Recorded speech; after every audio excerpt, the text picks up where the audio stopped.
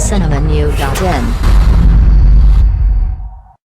மனைவியின் நடத்தையில் சந்தேகப்பட்ட கணவன் அவரையும் மாமியாரையும் வெட்டி கொன்ற சம்பவம் அதிர்ச்சியை ஏற்படுத்தியுள்ளது. தேனி மாவட்டத்தை சேர்ந்தவர் மணிகண்டன், வயது 44. அவரது மனைவி பழனியம்மாள், வயது 40. இவர்களுக்கு 2 மகன்கள் உள்ளனர். குடிப்பழத்துக்கு அடிமையான மணிகண்டன் குடித்துவிட்டு தனது மனைவியை துன்புறுத்தி வந்துள்ளார். தன் மனைவியை விடாமல் படுக்கைக்கு அழைத்து டார்ச்சர் செய்துள்ளார். இதற்கு அவர் மறுக்கவே பழனியம்மாள் வேலை செய்யும் இடத்துக்கு சென்று வேவு பார்த்துள்ளார். அங்கு பழனியம்மாள் ஒரு நபருடன் பேசுவதை பார்த்த மணிகண்டன், நீ அவனுடன் தகாத உறவில் ஈடுபட்டிருக்கிறாயா என்று கேட்டு மனைவியை கொடுமைப்படுத்தி வந்துள்ளார். இந்த நிலையில் நேற்று வழக்கம் போல இவர்களுக்குள் பிரச்சனை ஏற்பட்டது.